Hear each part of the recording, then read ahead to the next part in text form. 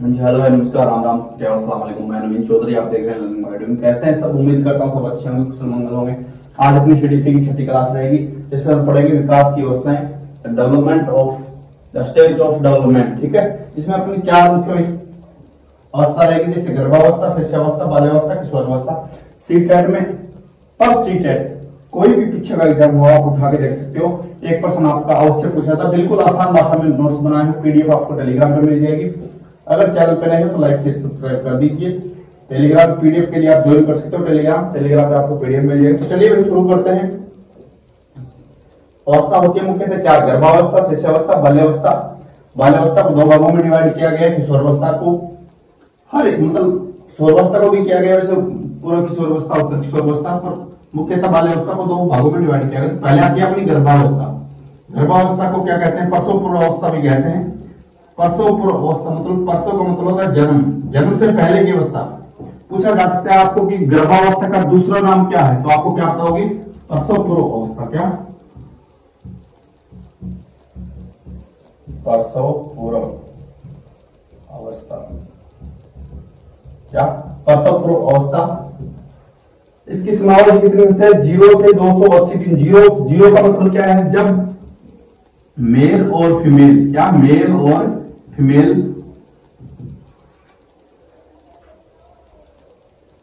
Sex करते हैं, तो उसके बाद जब गर्भ ठहरता है, फीमेल के अंडाणु और शुक्राणु जैसे मिलते हैं, तो जब गर्भ ठहरता है उस दिन से गिना जाता है 0 वाला दिन। मतलब उस दिन से जैसे मेल फीमेल प्रेग्नेंट होती है, उसी दिन से लेकर 280 दिन के बीच में क्या होता है? बेबी का जन्म हो जाता है। उसे गर्भावस्था की क्या बोलते हैं? इसका समावधि, इसका टाइम पीरियड कितना होता है? 0 से 280 दिन। माह पूछा जाए तो 9 महीने। हफ्ता पूछा जाए तो 37 से 42 हफ्ता है। अगर इसके बाद आपको एक और पूछा जाए कि गर्भावस्था,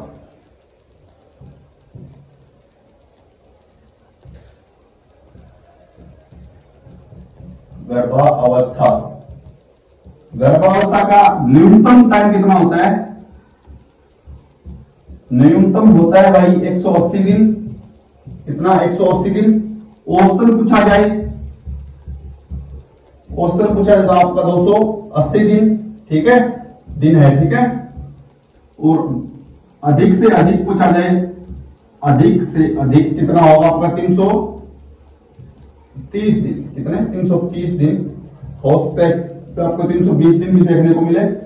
गर्भावस्था का न्यूनतम टाइम होता है 180 दिन, औसतन होता है 28 दिन, 280 दिन, और अधिक से अधिक होता है 320 या 330 दिन।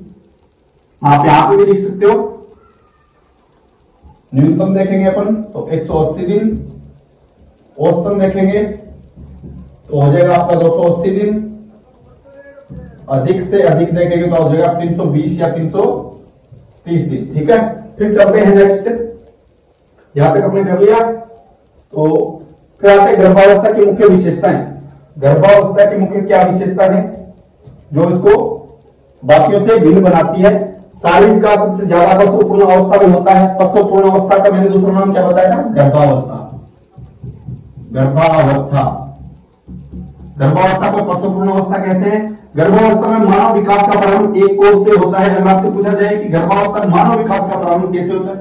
मानव विकास, मानव के जो अंडाणु और शुक्राणु मिलते हैं, उसके बाद क्या बनता है? एक युक्ता, अंडे क्या कहा था? युक्ता बनता है। उसका प्रारंभ किससे होता है? तो पूछा जाए किससे होगा? एक कोष से होता है। कैसे?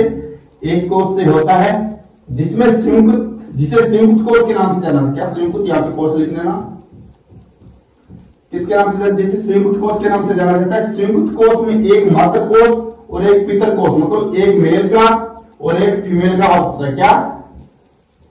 तो जब मेल और फीमेल का अंडाणु और शुक्राणु मिलता है, तब क्या होता है? आपका एक संयुक्त कोष निर्माण होता है। और संयुक्त कोष एक कोष से किसका निर्माण होता है? एक मानव शिशु का निर्माण होता है, जिसमें किसको? एक मातृ कोष, एक पितृ कोष को शामिल किया जाता है। महिलाओं में अंडाणु और पुरुषों में शुक्राणु पाए जाते हैं। क्या पाया जाता है? महिलाओं में अंडाणु और महिलाओं में अंडाणु, पुरुषों में शुक्राणु पाए जाते हैं। यहाँ पे अपन बात कर लेते हैं गुणसूत्र की। तो गुणसूत्र कितने होते हैं? यहां पे लिखते हैं गुणसूत्र। गुणसूत्र अगर आपसे जोड़े पूछे जाए गुणसूत्र के, तो 23 जोड़े होते हैं, कितने? 23। कुल पूछा जाए आपसे तो 43 होते हैं, सॉरी 46 होते हैं, कितने? 46। अगर आपसे जोड़े पूछे जाए तो 23 जोड़े होते हैं, और टोटल पूछे जाए तो 46 होते हैं। इसमें 22 जोड़े होते हैं, वो आपके एकदम समान होते हैं। लिंग का निर्धारण कौन सा जोड़ा करता है? 23वां जोड़ा। 23वां जोड़ा लिंग का निर्धारण करता है। इसका लिंग का निर्धारण करता है। आप लिख लीजिए, थोड़ा आपको स्पष्ट नहीं दिखाई दे रहा है बोर्ड पे, कोई मैं बोल रहा हूं, लिखिए। जैसे 23 जोड़े टोटल होते हैं, 23वां जोड़ा लिंग का निर्धारण करता है। 22 जोड़े समान होते हैं, उन्हें क्या कहा जाता है? क्रम। उन्हें 22 जोड़े समान होते हैं और 23वां जोड़ा लिंग का निर्धारण करता है। टोटल होते हैं आपके 46, ठीक है। फिर चलते हैं अपन नेक्स्ट। महिलाओं में अंडाणु, पुरुषों में शुक्राणु पाए जाते हैं। तो चलिए, गर्भावस्था का सही क्रम, अगर आपसे ऑप्शन दे दिए जाए गर्भावस्था का निम्न में से सही क्रम है, ये 1 नंबर पे दे दे, ये 2 पे दे दे, ये 3 पे दे दे, ये 4 पे दे दे, फिर एक ऑप्शन 1 2 3 4 दे दे, आप कौन सा सिलेक्ट करोगे? तो ये जो क्रम मैंने पहले बताया है वो आपको पीडीएफ में जो है अंडाणु और शुक्राणु, अंडाणु मेल के और शुक्राणु सॉरी अंडाणु फीमेल के और शुक्राणु मेल के। जैसे ही सक्रिय होते हैं, अंडाणु क्या होता है? माता के गर्भ में ही होता है, क्या? फीमेल के गर्भ में ही होता है। उसको जाके शुक्राणु उसके साथ क्रिया करता है, फिर युग्मनज बनता है, युग्मनज से ब्लास्टोसिस्टम बनता है। फिर अपन चलते हैं, गर्भावस्था को कितने भागों में बांटा गया है? तो मुख्यतः गर्भावस्था को 3 भागों में बांटा गया है, बीजावस्था, भ्रूणावस्था, गर्भ शिशु की अवस्था। इनका भी अलग अलग टाइम पीरियड होता है। जैसे अपने गर्भावस्था का टोटल टाइम पीरियड था ना 0 से 280 दिन, वैसे इनका अलग अलग टाइम पीरियड है। तो आपको बता दूं, बीजावस्था का कितना होता है? 0 से 14 दिन, ठीक है।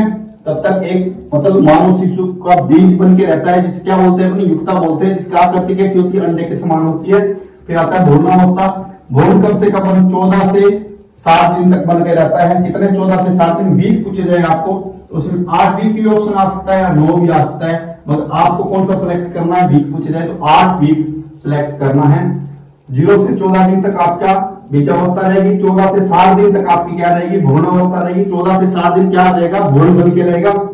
गर्भ शिशु की अवस्था कितनी होती है आपकी? 60 से 9 महीने तक, या फिर 280 दिन। कितनी? 280 दिन आपके गर्भ शिशु की अवस्था। जैसे 280 दिन पूरे कर लेती है एक प्रेग्नेंट लेडी, तो वो क्या बच्चे को जन्म देने में सक्षम होती है। और न्यूनतम पूछे जाए तो 180 दिन, औसतन 280 और अधिकतम पूछे जाए 320 या 330, ठीक है। फिर चलते हैं नेक्स्ट। हाँ, तो 1 बाय 1 तीनों अवस्था करवाई गई है। तो देखिए,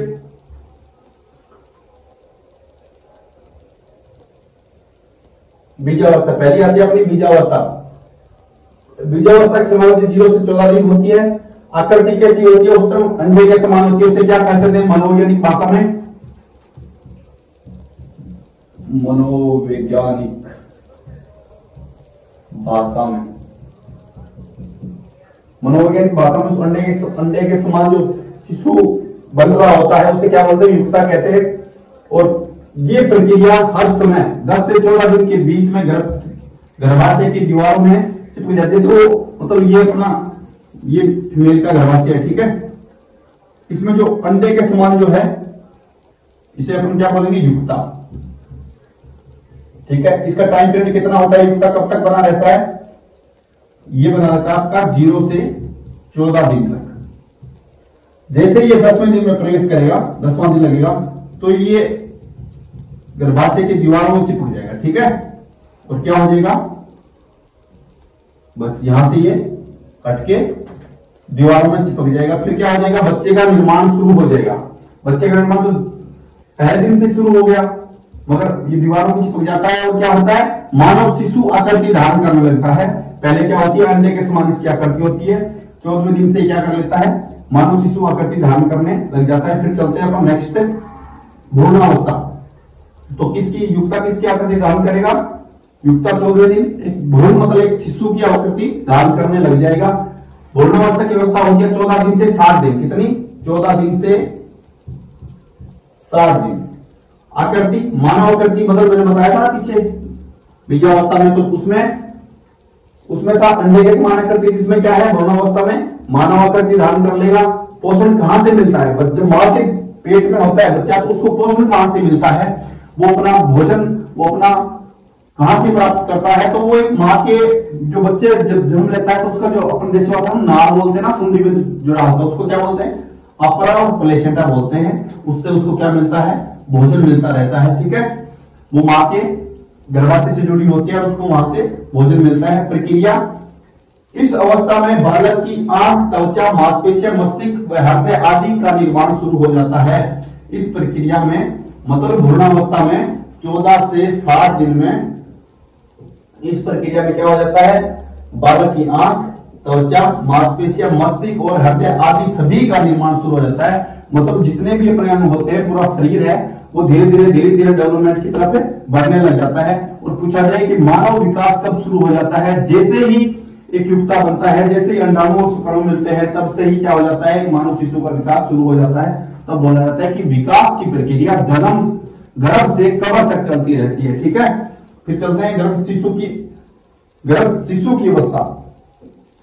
शिशु की अवस्था पहले क्या था, भ्रूण, पहले युक्ता था, फिर भ्रूण बना 60 दिन तक। 60 दिन के बाद क्या बनेगा, फिर ये शिशु का आकार धारण कर लेगा, फिर इसे क्या बोलेंगे, गर्भ शिशु की अवस्था। इसकी समावधि 60 से 280 दिन। कितने, 60 दिन से 280 दिन। प्रक्रिया, शिशु के शरीर के सभी अंगों का निर्माण और पोषण हो जाता है। पोषण कहां से मिलता है, अपरा, अभी बताया था मैंने, अपरा और प्लेसेंटा। अपरा और प्लेसेंटा से क्या होता है, बच्चे मां के गर्भ में बच्चा होता है तो उसको वहां से पोषण मिलता है, अपरा और प्लेसेंटा से। तो इसमें शरीर के सभी अंगों का निर्माण पूर्णतः हो जाता है और बच्चा जन्म की स्थिति में आ जाता है। तो नाक भी बन जाएगा, कान, पूरा मतलब एक बेबी बन जाएगा, जैसा अपन आम तौर पे देखते हैं, तो वैसा। फिर गर्भ शिशु द्वारा की जाने वाली प्रक्रिया, जब मां के पेट में जब बच्चा होता है तो कौन कौन सी एक्टिविटी करता है, आपने सुना भी होगा कि टिक मार रहा है, अब ये देखो भड़क रहा है पेट पे। ये सामान्य सी बातें सुन के आपको ऐसा लग रहा हो कि मैं कैसी बातें कर रहा हूं, पर ये नॉर्मल बातें हैं। हर एक घर में बच्चा पैदा होता है, हर एक परिवार में बच्चा पैदा होता है। हर परिवार तभी आगे बढ़ेंगे जब ये जनन प्रजनन की प्रक्रिया चलती रहेगी, तभी अपनी आनुवंशिकता जिंदा रहेगी, तभी ये दुनिया जिंदा रहेगी। तो बातें सारी नॉर्मल होती है।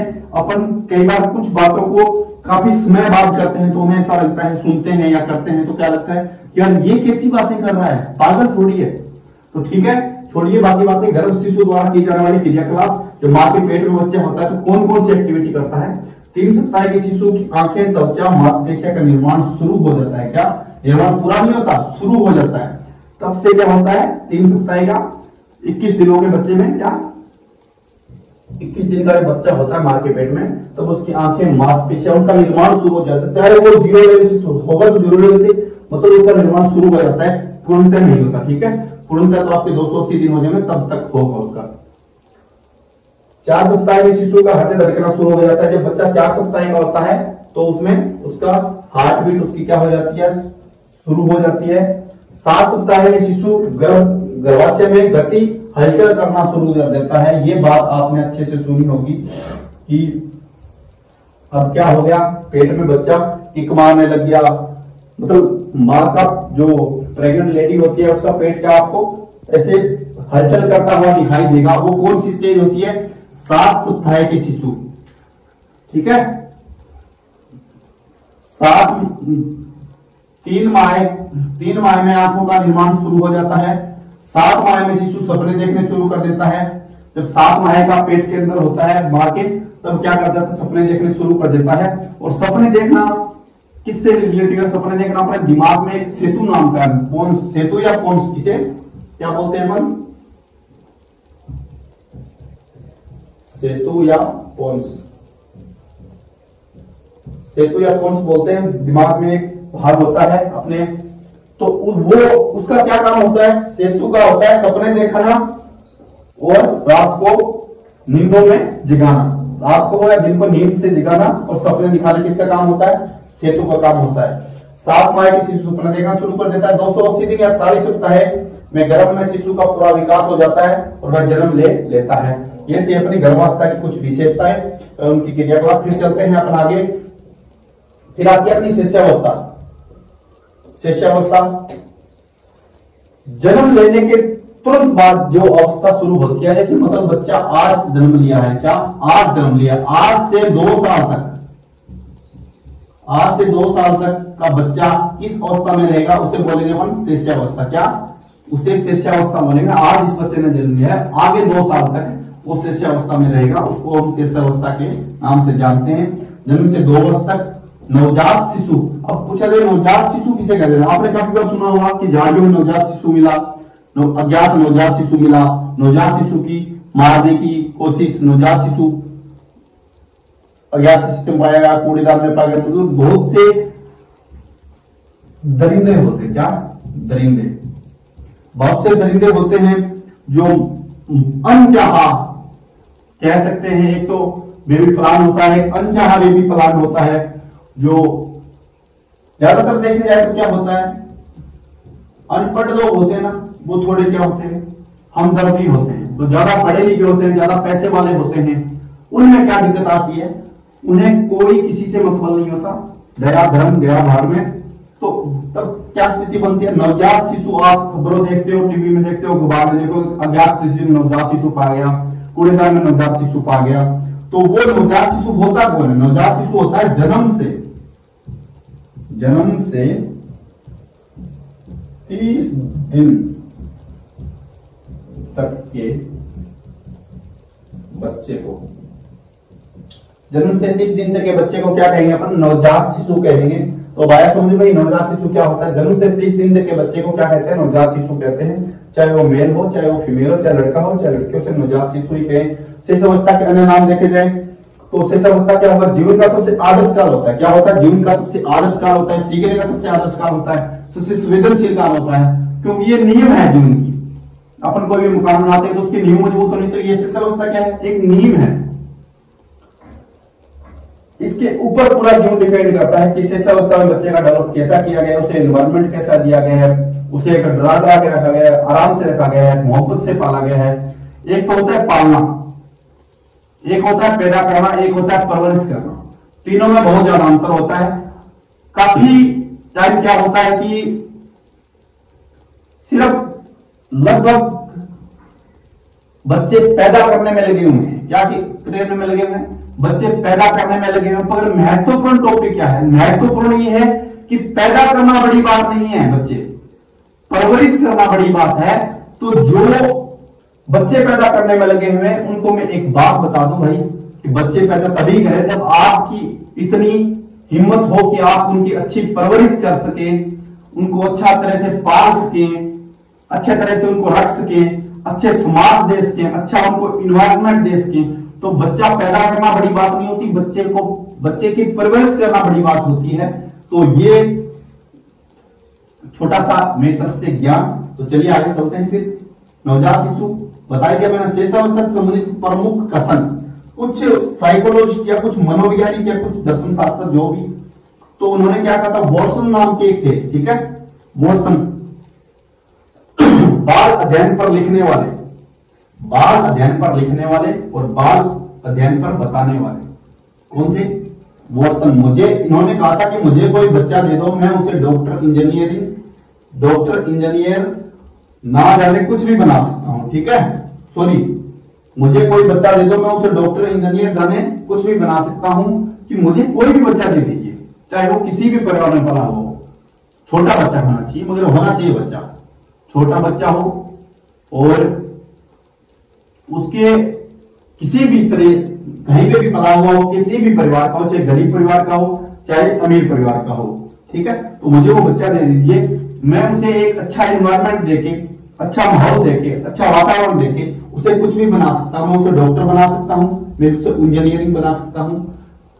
क्यों कहा इन्होंने ऐसा? कि इन्वायरमेंट, आपके डेवलपमेंट में आपका इन्वायरमेंट और आपका वातावरण और आपका माहौल और आपको जो शिक्षा दी जा रही है, आपकी जो परवरिश की जा रही है, वो सबसे महत्वपूर्ण है, ठीक है।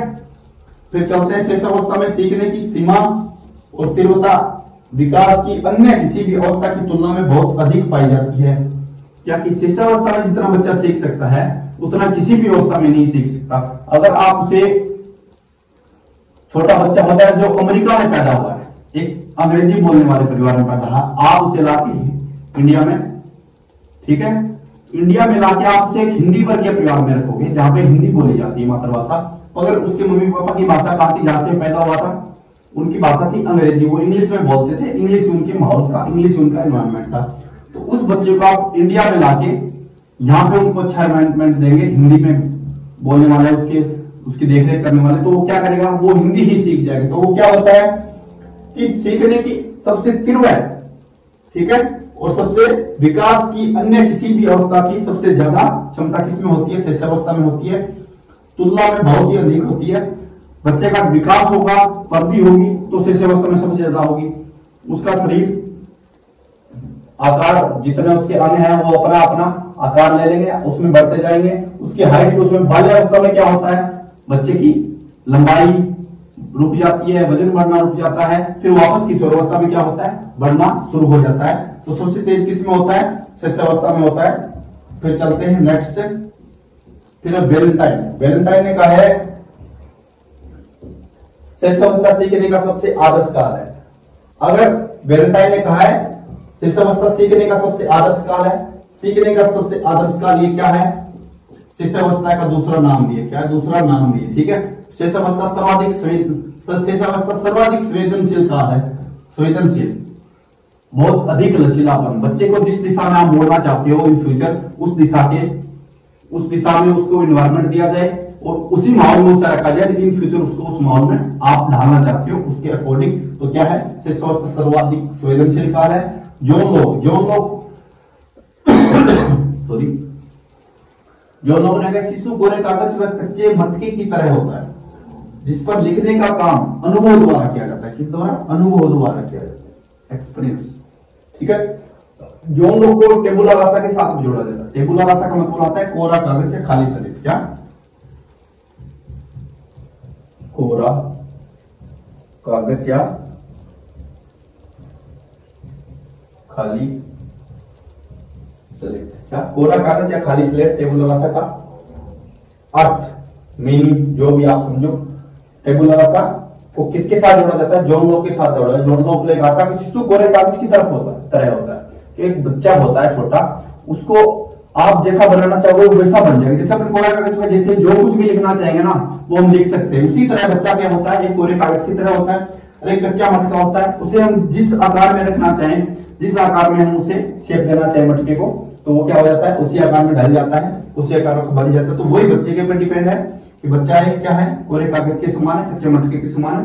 उस पर लिखने का काम किसके द्वारा किया जाता है, अनुभव के द्वारा किया जाता है। फ्रोबेल ने कहा है कि मां बच्चे की प्रथम अध्यापिका होती है, क्या, प्रथम अध्यापक होती है, अध्यापिका होती है, फ्रोबेल। पेस्टोलॉजी, परिवार बालक की प्रथम पाठशाला होती है। क्यों मां अध्यापिका क्यों होती है, क्योंकि बच्चा होता है सबसे पहले अपनी मां से सीखता है, चाहे वो मातृभाषा सीखे, चाहे उनसे बोलना सीखे, चाहे उनसे कम्युनिकेशन करना सीखे, कुछ भी हो सबसे पहले अपनी मां से सीखेगा। तो फ्रोबेल ने क्या कहा है, एकदम सही कहा है कि बच्चे की प्रथम अध्यापिका कौन होती है, उसकी मां होती है। परिवार बालक की प्रथम पाठशाला होता है, क्या होता है, परिवार बालक की प्रथम पाठशाला होता है। ऐसा क्यों कहा है, क्योंकि बच्चा सबसे पहले सीखेगा तो अपनी मां से सीखेगा, तो उसकी क्या होगी, अध्यापिका होगी। सबसे पहले कहां पे सीखेगा, अपने परिवार में सीखेगा, तो उसका क्या होगा, स्कूल हो गया, उसकी पाठशाला होगी। तो ये भी क्या है, सही है। थोर्नडाइक की ये परिभाषा है, शिशुअवस्था में शिशु का शारीरिक और मानसिक विकास सबसे तेज गति से होता है। थोर्नडाइक ने भी कहा है कि शिशुअवस्था में शिशु का शारीरिक विकास, उसकी हाइट, शरीर बढ़ना, हाइट बढ़ना, वो क्या इसमें सबसे ज्यादा होता है, शिशुअवस्था में होता है। और मानसिक विकास सबसे तेज गति से होता है, किसमें, शिशुअवस्था में होता है। शिशुअवस्था का टाइम पीरियड क्या होता है, 0 से 2 साल, कितने, 0 से 2 वर्ष या साल, जो भी। रूसो ने कहा है हाथ, पैर और आंख बालक के प्रथम शिक्षक होते हैं। कि बच्चा सबसे पहले कहां से सीखता है, या तो हाथ से छू के देखेगा, छू कर सीखेगा, या पैर से चल के सीखेगा, या आंख से देख कर सीखेगा।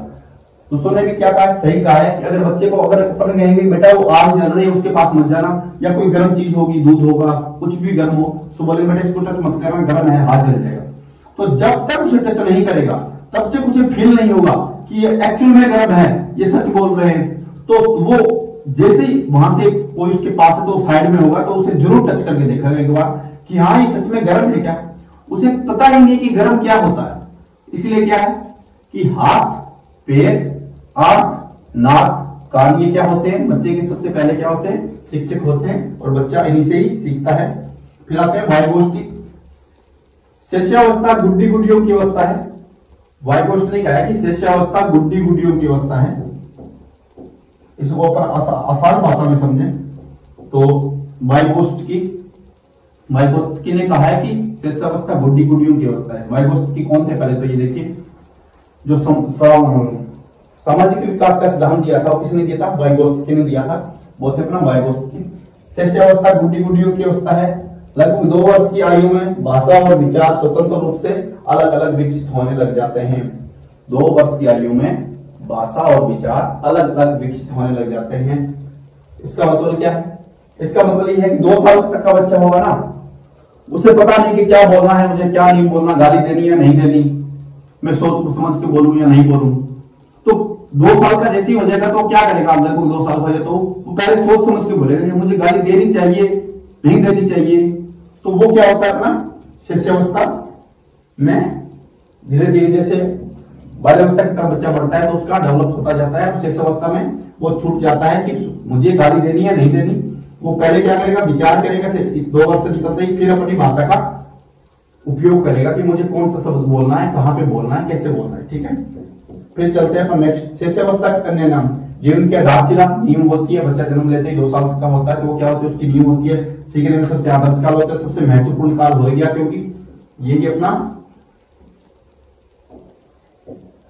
जीवन है। जैसे 2 साल के बच्चे को आप इन्वायरमेंट देंगे उसके अकॉर्डिंग वो अपने आप को ढाल लेगा। ठीक है, शारीरिक विकास तेज गति से होता है। मानसिक विकास भी शिष्यावस्था में तेज गति से होता है। कल्पना की सजीवता और संजीववाद पाया जाता है। इसका मतलब है अगर उसके खिलौने वो खेल रहा है, उसके खिलौने से उसके अलग ही बच्चे के 2 साल के बच्चे के वो रोने लग गया तो आप उस खिलौनों को पीटोगे ना, ये देख इसने तेरे मारी तो मैं देख इसके 2 मार रहा हूं। आप उसके खिलौनों के मारोगे, उस खिलौने को लगने ही नहीं, क्योंकि वो सजीव नहीं है, उसमें नहीं जान है, नहीं उसमें सांस है, कुछ भी नहीं है। तो बच्चा का चुप हो जाएगा, उसको लग रहा है इसके भी लगी आग मेरी वजह से, इसको भी पिटा गया है। तो वो क्या होता है, संजीववाद होता है। निर्जीव और सजीव में फर्क करना नहीं जानता, अतार्किक चिंतन पाया जाता है। ठीक है, कल्पना की सीखने की अधिक क्षमता, सहायक तत्व अनुकरण। सीखने की अधिक क्षमता पाई जाती है शिष्यावस्था में, और सीखने का सहायक तत्व तो होता है अनुकरण। और माध्यम पूछा जाए आपको तो वो होती है ज्ञानेंद्रियों के माध्यम से सीखता है बच्चा, जैसे आंख, कान, नाक, हाथ, ज्ञानेंद्रियां अपनी 5 होती है। ठीक है, ज्ञानेंद्रियों के माध्यम से सीखता है। और तत्व क्या होता है, अनुकरण करके सीखता है। जैसे उससे बड़े लोग वहां पे कर रहे हैं, बोल रहे हैं, चल रहे हैं, पहन रहे हैं, उसके अनुसार ही वो क्या करेगा, उनको फॉलो करेगा, उनका अनुकरण करेगा और ज्ञानेंद्रियों के माध्यम से सीखेगा। नैतिकता का अभाव पाया जाता है। नैतिकता, अनैतिकता आप अच्छी तरह से जानते हो। नैतिकता जो समाज के कानून कायदे दायरे बनाए होते हैं वो नैतिक कार्य, समाज के कानून कायदे दायरे प्रथा जो भी होता है उनके अकॉर्डिंग चलना नैतिकता होता है। उनके विरुद्ध चलना, क्या उनकी से हटके चलना, वो क्या होता है, अनैतिक कार्य जो समाज में शोभा ना दे। तो नैतिकता का अभाव पाया जाता है। सामाजिक एवं असामाजिक का भेद, सामाजिक और असामाजिक का भेद पाया जाता है। अकेले व समूह में रहने खेलने की प्रवृत्ति होती है। या तो बच्चा अकेला रहेगा या समूह में अपने दोस्तों के साथ खेलता रहेगा। इस अवस्था में शिष्यावस्था में दोहराने की प्रवृत्ति पाई जाती है। अगर आप बच्चा आपसे पूछेगा कि मम्मी ये क्या है, तो आप बता दोगे बेटा पेन है, तो 2 मिनट दोबारा आप बार पूछा मम्मी ये क्या है, पेन है, ये किसका है, क्यों है, क्या है, किसका है। तो क्या है, रिपीटेशन की उसमें क्या होती है, वो उम्र होती है, दोहराने की प्रवृत्ति पाई जाती है। शिष्यावस्था में शिशु सर्वाधिक अनुकरण विधि द्वारा सीखता है। शिष्यावस्था में बच्चा क्या करता है, किसी को देख के सीखता है। अगला कैसे कर रहा है वो वैसे करेगा, क्योंकि उसके पास एक तार्किक चिंतन नहीं होता, अतार्किक चिंतन होता है। तो सर्वाधिक अनुकरण विधि से सिगमंड फ्रायड ने अनुसार शिष्यावस्था में प्रेम की भावना काम प्रवृत्ति पर निर्भर होती है। सिगमंड फ्रायड अलग से आपको पढ़ाएंगे एक दिन, बहुत गहरा टॉपिक है। हो सकता है आपको अच्छा लगे ना लगे, पर है साइको में पढ़ाना पड़ेगा। इस शिष्यावस्था में प्रेम की भावना काम प्रवृत्ति पर निर्भर होती है, आधारित होती है, काम पर होती है, मतलब सेक्सुअल कि प्रेम की भावना बच्चा अपने मां से स्तनपान करता है तो ये उनके स्तन को दबाता रहता है। फ्राइड ने यहां तक कहा है कि जब बच्चा स्तनपान करता है, अपनी मम्मी से दूध पीता है, तो उनके स्तन को दबाता रहता है क्योंकि उसको उसमें आनंद आता है। मैं नहीं कह रहा, फ्राइड ने कहा भैया। तो शेषावस्था प्रेम की भावना काम प्रवृत्ति पर आधारित होती है। पूरा डिटेल में हम करेंगे फ्राइड को, नेक्स्ट कभी फ्राइड की स्पेशल क्लास लगेगी तब। शेषावस्था में अध्यापक द्वारा काम में ली जाने वाली विधियां, खेल विधि, सर्वोत्तम विधि। खेल विधि के प्रतिपादक कौन है? Caldwell cook. मोंटेसरी विधि, मैडम मोंटेसरी। कहानी विधि, प्लेटो और अरस्तु। किंडरगार्टन विधि, फ्रोबेल। ठीक है, आपको याद रखनी, खेल विधि कोल्डवेल कुक, खेल विधि कोल्डवेल कुक, कुक खेल। ठीक है, याद रखना, खेल विधि कोल्डवेल कुक, खेल और कुक मोंटेसरी आई। कहानी विधि प्लेटो और अरस्तु। कहानी विधि में याद रखें कि आपने अरस्तु ने और प्लेटो ने कहानी बताई थी। किंडरगार्टन विधि, गार्डन में क्या होते हैं? फूल होते हैं, फ्लावर होते हैं, तो आप गार्डन से रखते हैं फ्रोबेल। किंडरगार्टन विधि फ्रोबेल, गार्डन में होते हैं फूल, फ्रोबेल ने किसको कहा है? बच्चों को फूल कहा है, टीचर को माली कहा है, अध्यापक को माली कहा है, बच्चों को फूल कहा है, और विद्यालय को क्या कहा है? एक बगीचा कहा है, एक गार्डन कहा है। Kindergarten Froebel. ठीक है, फिर चलते हैं बाल्यावस्था।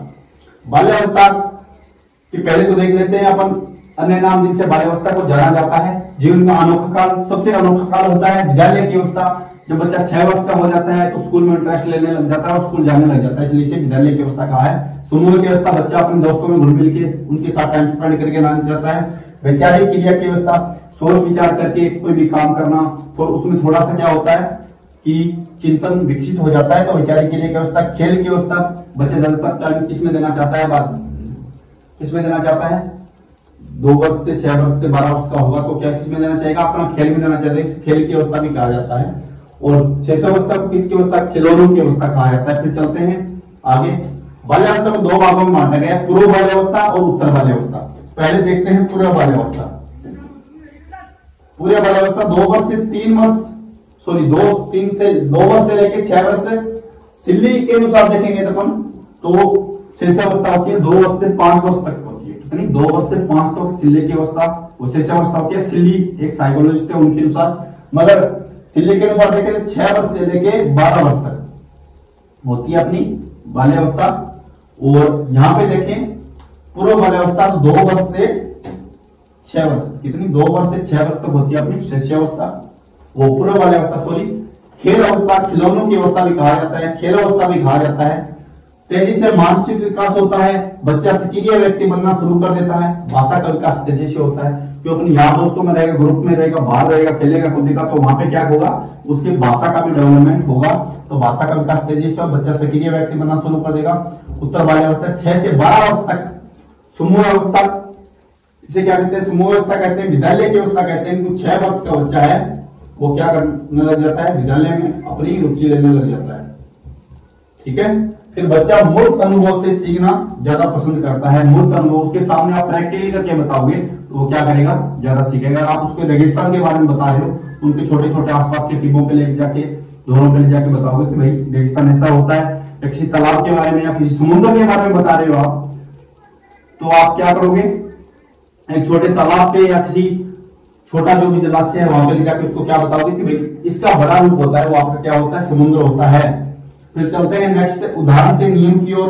पहले उसे उदाहरण देंगे, जैसे उसे संज्ञा समझानी है तो उसे क्या कहेंगे कि ये बोर्ड, मैं, आप, जो कुछ भी है इस दुनिया में सारी संज्ञाएं हैं, किसी स्थान का नाम। फिर वो परिभाषा बनाएगा, वो क्या बनाएगा? उसका नियम बनाएगा। तो क्या बताएगा कि किसी भी जगह, वस्तु, स्थान, व्यक्ति विशेष, किसी का भी नाम है जो भी इस दुनिया में विराजमान है, उन सभी का नाम क्या होता है? संज्ञा होता है। तो वो क्या होता है? उदाहरण से नियम की तरफ उसको सीखना पसंद होता है। प्रमुख कथन, कौन से? बाल्यावस्था में, ये बाल्यावस्था रिलेटिव कुछ परिभाषा है। बाल्यावस्था में बालक को आनंद प्रदान करने वाली सरल कहानियों के माध्यम से नैतिक शिक्षा दी जानी चाहिए। कोई अच्छी कहानी सुनाई जाए बच्चों को, अच्छी अच्छी कहानियों के पाठ हो, हिंदी में किसी में भी, मतलब अपने इन्वायरमेंट का है तो उसमें भी हो कि पेड़ पौधे लगाए, उनसे फल मिले, फिर उसने खाए, ऐसे वैसे।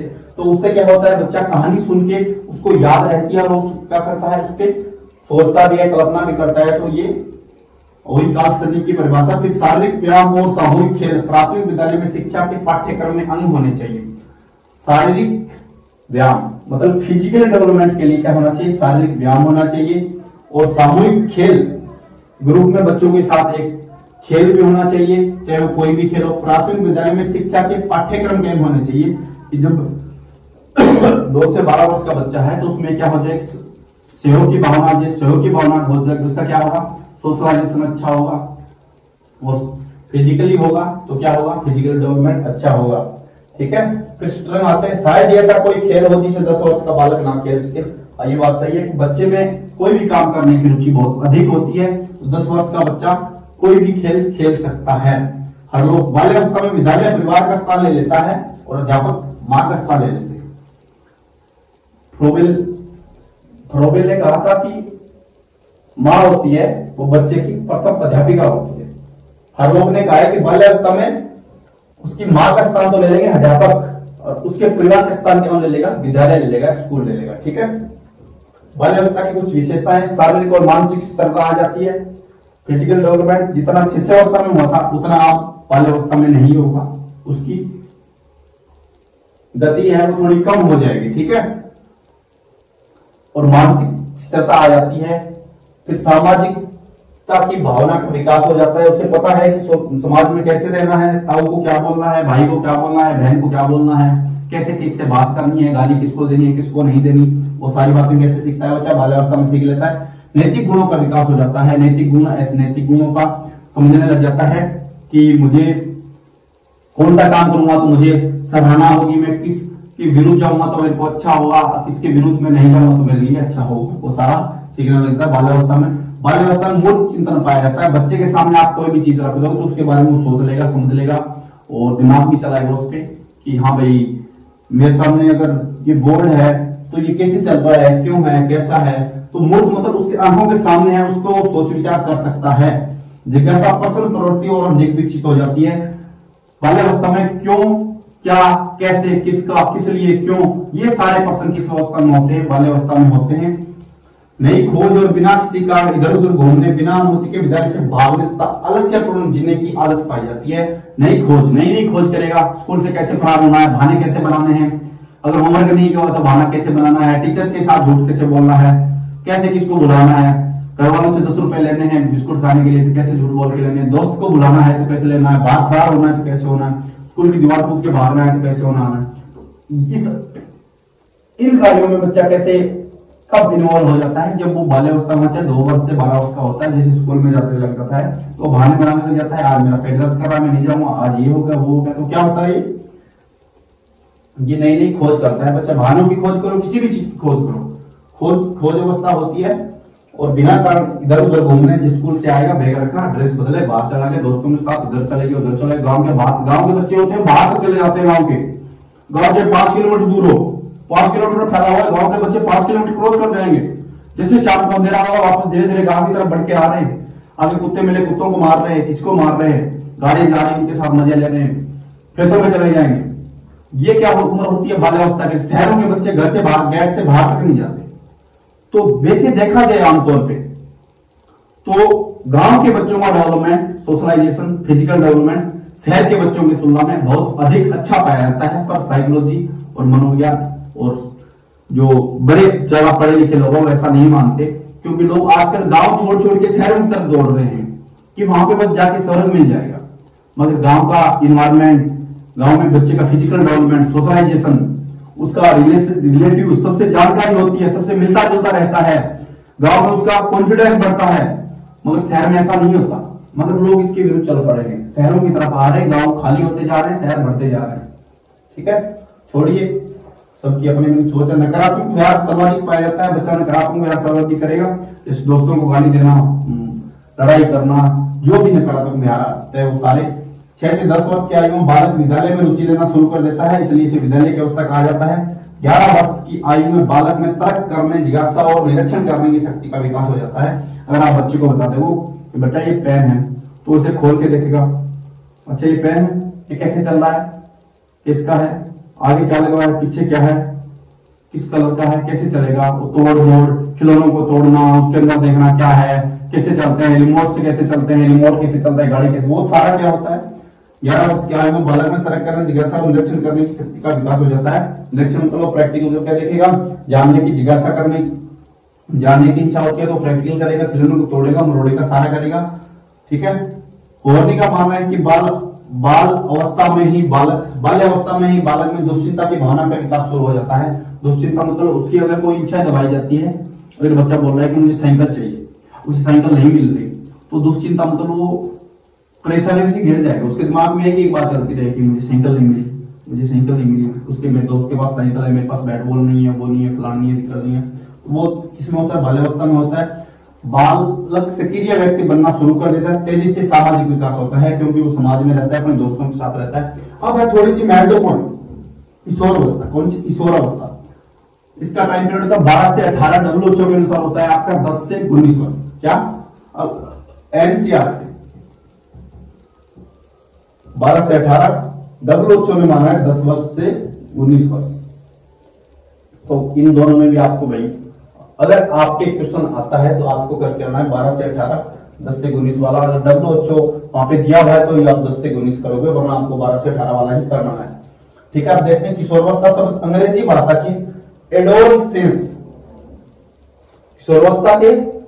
किशोरावस्था शब्द है जो एडोलसेंस है, वो एडोलसेंस अंग्रेजी भाषा के एडोलसेंस, लेटिन एडोलसेंस किससे बना है?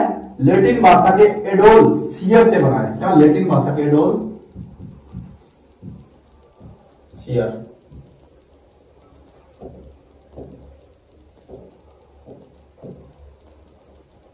एडोलसियर किससे बना है? लेटिन भाषा के एडोलसियर से बना है आपका एडोलसेंस। एडोलसेंस अंग्रेजी भाषा से बना है और एडोलसेंस है वो लेटिन भाषा से बना है, जिसका अर्थ होता है परिपक्वता की ओर आगे बढ़ना, प्रजनन क्षमता विकसित होना।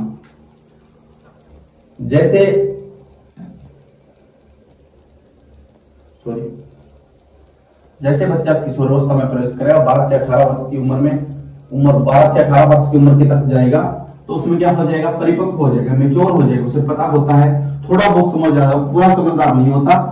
ये किताबी बातें हैं, पर आपको यही याद रखनी है, मैं बता रहा हूं अलग है। जब बच्चा किशोरावस्था में हो जाएगा, थोड़ा बहुत समझदार तो लगभग बच्चा 20 से 22 वर्ष में होता है, लगभग समझदार होता है, पूरा तब भी नहीं होता। पूरा समझदार होने की उम्र होती है आपकी 23 से 25 वर्ष। अगर प्रैक्टिकली देखा जाए तो 23 से 25 वर्ष का बच्चा होता है, वो मेच्योर होता है, उसे पता होता है कि मैं इस फील्ड में जाऊंगा तो मेरे लिए ये सही है, मैं ये काम करूंगा तो मेरे लिए ये गलत है। और 80% बच्चा मेच्योर होता है, उसे पता होता है पढ़ूंगा तो नुकसान नहीं होगा, पढ़ूंगा तो आगे जॉब मिल जाएगी, कोई काम करूंगा तो उसमें मुझे सक्सेस मिल जाएगी। तो वो क्या होता है, उसमें हो जाता है वो आपका 20 से 22 साल का। और किताबी भाषा में देखा जाए परिपक्व कब होता है, मेच्योर कब हो जाता है, तो वो भाई हो जाता है आपके 12 से 18 वर्ष की उम्र में, किताबी भाषा में। और आपको यही याद रखना है, मेरे वाला याद मत रखिए, वो प्रैक्टिकली है, रियल लाइफ से है, ये रियल लाइफ से कोई कनेक्ट नहीं रखता इन बातों का। ठीक है। फिर प्रजनन क्षमता विकसित हो जाती है।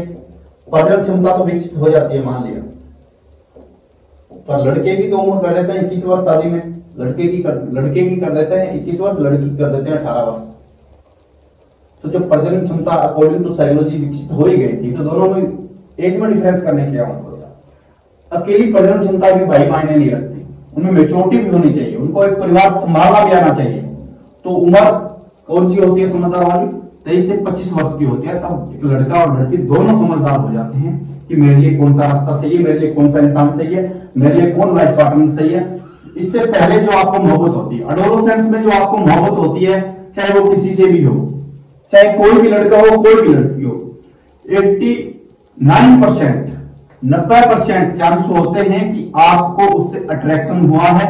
वो प्यार लिमिटेड समय तक ही आपका चलेगा, चाहे वो कोई भी हो, सुमित हो, कुमित हो, प्रवीण हो, कोई भी टू जेड। एडोलसेंस में जो आपको प्यार होता है, जिससे अट्रैक्टिव होते हैं, वो सच्ची मोहब्बत नहीं होती। सच्ची मोहब्बत आपको होगी ना तो वो 22 साल के बाद होगी, तो वरना जब आप 22 साल के हो जाओगे तो या तो आप अपना लाइफ पार्टनर सेलेक्ट करोगे या अपनी कैरियर पे ध्यान दोगे। तो उम्र तो दोनों एक ही है, कैरियर बनाने की उम्र भी सेम है और प्यार करने की उम्र सेम है, तो दोनों में आपको बैलेंस बना के चलना पड़ेगा भी कौन सा मेरे लिए अच्छा रहेगा, मुझे मोहब्बत करनी चाहिए, मुझे कैरियर पर ध्यान देना चाहिए। मेंटेन दोनों को करना पड़ेगा, डिपेंड आप पे है कि आप कौन से को प्रायोरिटी देते हो। दोनों को देते हो तो भी लोग संभाल लेते हैं। बहुत से लोग होते हैं जो मोहब्बत में भी आके बहुत कुछ बड़ा कर जाते हैं, बहुत से लोग होते हैं जो मोहब्बत से हटके भी बर्बाद हो जाते हैं। तो वो सब अपने अपने दिमाग पे, अपने अपनी सोच पे, अपने अपनी समझ पे डिपेंड होता है। मगर एडोलेसेंस में मेरा कहने का मतलब है, एडोलेसेंस में जो भी मोहब्बत होती है वो एक्चुअली मोहब्बत नहीं होती। हो सकता है अगर हो भी गई तो कहीं ना कहीं आप सोचोगे नहीं कि मुझे क्या देखना है, या तो कास्ट प्रॉब्लम में फंस जाओगे या फिर कोई और पंगे में फंस जाओगे। ऐसे नहीं देखो कि इसकी कास्ट क्या है, लड़के की लड़की की कास्ट क्या है, उसमें आप कहीं ना कहीं जरूर फंस जाओगे। तो क्या होगा, आपका प्यार सक्सेस नहीं हो पाएगा। और जब आप 23 साल के बाद किसी से प्यार करोगे, 22 साल की 20 साल की बात करोगे, तो आप सब देख के करोगे कि भाई अगले की कास्ट क्या है, इन फ्यूचर मेरे लाइफ में दिक्कत नहीं आएगी।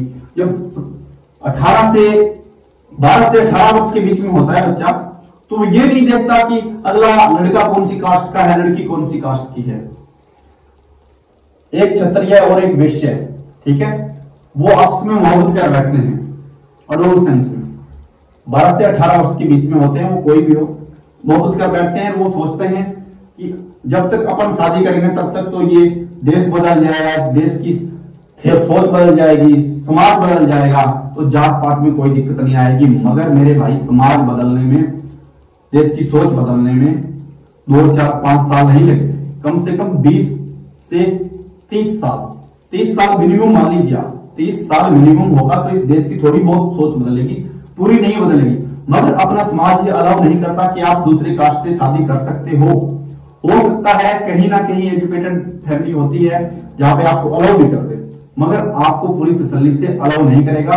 और एडोलेसेंस में ये फैसले लिए जाते हैं कि कोई बात नहीं, जात का क्या है यार, जाति तो है, हम शादी कर लेंगे। जो वादे होते हैं वो टूट जाते हैं, ठीक है। चलिए छोड़े बेकार की बातें सारी। परिपक्वता क्या होती है? परिवर्तनों की वह कर्मबद्ध श्रृंखला जो प्रत्येक व्यक्ति में आनुवंशिकता से निर्धारित होती है। क्या होती है? आनुवंशिकता से निर्धारित होती है। उसके मम्मी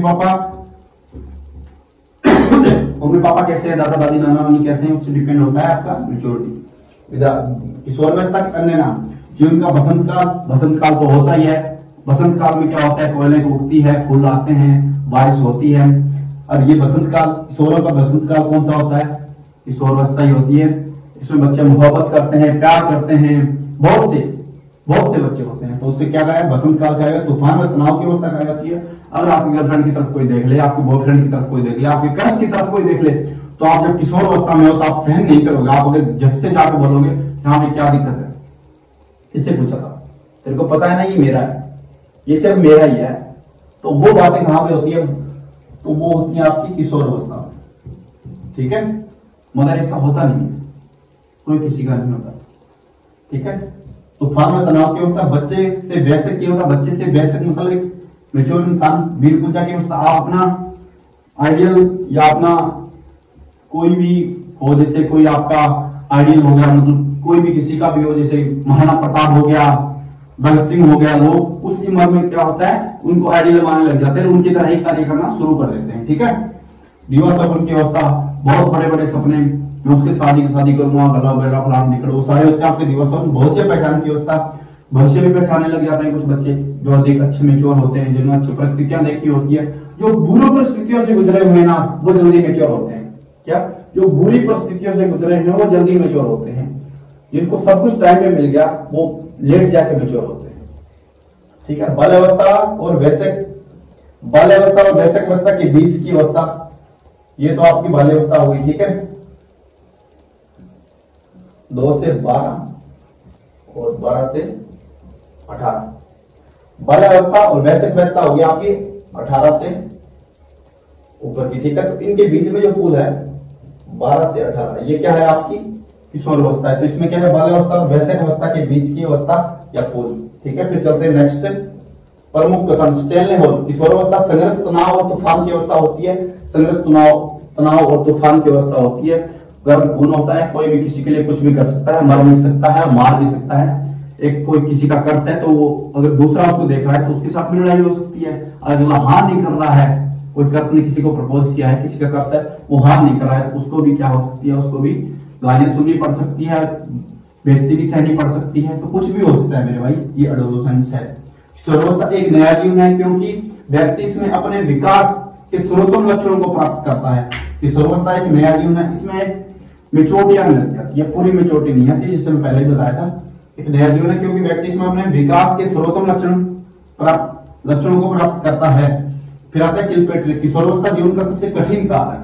किल्पेट्रिक ने कहा है किशोरावस्था जीवन का सबसे कठिन काल है। इसमें आपको प्यार करना है, इसमें आपको करियर बनाना है, इसमें आपको दोनों के बीच में एक डिसीजन लेना है, इसमें आपको परिवार को कन्वर्सन करना है, इसमें आपको पढ़ना है, सारा काम होता है। तो ये क्या होता है, जीवन का सबसे कठिन काल होता है। स्किनर, किशोरों को निर्णय लेने का कोई अनुभव नहीं होता। स्किनर ने भी बात सही की, किशोरों को निर्णय लेने का कोई अनुभव नहीं होता।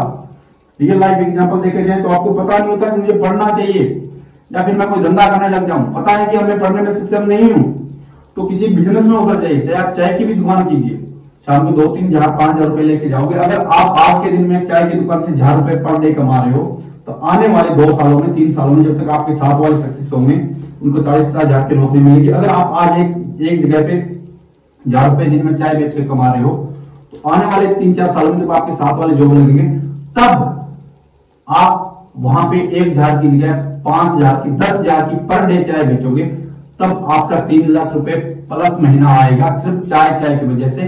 तो बिजनेस छोटे लेवल से शुरू किया जाता है, छोटा शुरू किया जाता है, कोई बड़े पैदा नहीं होते, बड़े बनते हैं सारे, छोटे काम करके बड़ा बनना पड़ता है भाई, ठीक है। तो ये क्या होता है, इसमें निर्णय नहीं, कोई अनुभव नहीं होता है कि क्या करना चाहिए मेरे को, चाय की दुकान लगा लो, परिवार भी चलाना है, पैसे भी चाहिए, आवश्यकता भी होती है, गाड़ियां भी लानी है, घर भी बनाना है, सारा होता है। तो इसमें क्या होता है, सोचते हैं कि चल 2 साल और पढ़ते, 3 साल और पढ़ते, 4 साल और पढ़ते हैं, वो क्या होता है, सही डिसीजन नहीं होता। फिर होता है जीन प्याले। किशोरावस्था आदर्शों की अवस्था है, सिद्धांतों के निर्माण के साथ ही जीवन का सामान्य समायोजन भी है। क्या है, आदर्शों की अवस्था है, बच्चा संस्कार भी सीखता है, तमीज से बैठना, उठना, चलना, कहां पे जाना है, किसके साथ अपना परिवार अटैच है, किन के साथ नहीं है, उन सबको जानने लग जाता है। फिर आता है बिंगी व हंट। किशोरावस्था की विशेषता को व्यक्त करने वाला एकमात्र शब्द है परिवर्तन। कि पूरे जीवन में सबसे ज्यादा परिवर्तन किसमें आते हैं, आपके एडोलेसेंस में आते हैं। आपकी मूंछें, दाढ़ी, आपका शरीर, साइज, शेप सब चेंजमेंट हो जाते हैं, किसमें, एडोलेसेंस में हो जाते हैं, ठीक है। कोई सेकंड छोड़ लेना चाहे तो भाई ले सकता है, 1 मिनट।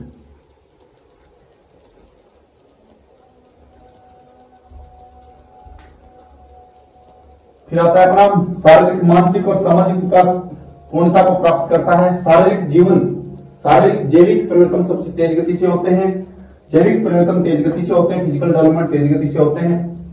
लड़कियों में 10 से 11 वर्ष की आयु, लड़कों में 12 से 13 वर्ष की आयु में शारीरिक परिवर्तन तेज गति से होते हैं। लड़कियों में 12 से 13 वर्ष की आयु में मूंछदाढ़ी आने लग जाती है, और लड़कियों की बॉडी में आकार, साइज, शेप में सब चेंजमेंट हो जाता है। युवा भविष्य को लेकर चिंतित रहता है, अहम केंद्रित अधिक होता है, आस्तिक और नास्तिक या तो भगवान के मानने लग जाते हैं या भगवान को मानते ही नहीं है। यौन अंगों का पूर्ण विकास हो जाता है और प्रजनन क्षमता विकसित हो जाती है। सेक्सुअल आप एकदम रेडी हो जाते हो, किसमें, एडोलेसेंस में। विपरीत लिंग के प्रति आकर्षण होता है, लड़का लड़कियों की देखने को पसंद करेगा, लड़कियां लड़कियों को ज्यादा देखने को पसंद करते हैं। किस उम्र में, किशोरावस्था में। लड़का चाहेगा मेरी लड़कियां दोस्त हों, लड़की चाहेगी मेरे लड़के दोस्त हों, ठीक है। तो विपरीत लिंग के प्रति आकर्षण होता है। किशोरावस्था की सबसे बड़ी समस्या समायोजन की है, और उसे दूर करने के लिए किशोरों को व्यक्तिगत निर्देशन दिए जाने चाहिए। किशोरावस्था में सबसे बड़ी समस्या क्या है, समायोजन। वो समायोजन नहीं कर पाते, ब्रेकअप हो गया तो समायोजन नहीं करेंगे, या तो मार धाड़, कुट्टा मारी, जो भी कुछ हो सकता है। और एडजस्टमेंट करना किशोरों को नहीं सिखाया जाता। अगर सिखाना है तो उनको व्यक्तिगत, मतलब अलग से लेके, अगर मैंने गलती की है तो मुझे अलग से लेके समझाया जाए। अगर मेरे को सभी 5, 10, 15, 20 के सामने डांटोगे तो उस वक्त क्या होता है, ईगो हर्ट होगा तो बात आगे और बढ़ेगी, ठीक है। तो उसको क्या करना चाहिए, व्यक्तिगत निर्देश दिए जाने चाहिए। स्वेगात्मक शक्ति का सर्वाधिक प्रभाव किशोरावस्था में देखा जाता है। स्वेगात्मक शक्ति, आप इमोशनली सबसे ज्यादा कब होते हो, किशोरावस्था में। तो भाई तेरे लिए जान दे देंगे, मर जाएंगे, मार देंगे, तेरे को कुछ नहीं होने देंगे। वो उम्र कौन सी होती है, आपकी एडोलेसेंस होती है। उसमें क्या होते हैं, स्वेग सबसे ज्यादा आपके एक्टिव होते हैं, इमोशंस। किशोरावस्था में प्रभावशाली स्वेग भय, क्रोध एवं काम प्रवृत्ति। काम, भय आप जानती हो, क्रोध मतलब गुस्सा, लड़ाई झगड़ा, भय डर।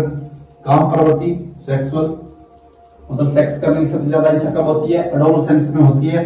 फिर चलते हैं किशोरावस्था को खुशी रहित काल कहा जाता है, क्योंकि किशोरों की आवश्यकताएं भिन्न भिन्न होती है। खुशी रहित काल की इस उम्र में कोई भी किशोर खुश नहीं होता, कोई भी युवा क्या नहीं होता, खुश नहीं होता। उसकी अलग अलग डिमांड होती है, चाहे पैसों की हो, गाड़ी की हो, कपड़ों की हो, जूतों की हो, स्कूल की हो, और गर्लफ्रेंड की हो, बॉयफ्रेंड की हो, कोई भी प्रकार की डिमांड हो सकती है, सबकी अलग अलग होती है। किसी ने अगर एक गर्लफ्रेंड बन गई तो चाहता है नहीं ये नहीं मेरी वो भी बन जाए, वो भी बन जाए, वो भी बन जाए, मेरा वो भी बन जाए। ये उम्र कौन सी होती है? आपके एडोलेसेंस होती है।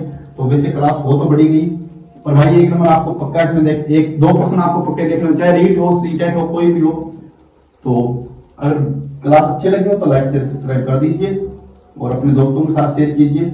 और टेलीग्राम पे आपको पीडीएफ मिल जाएगी, टेलीग्राम का लिंक मैं आपको डिस्क्रिप्शन में दे दूंगा। सभी को बेस्ट ऑफ लक।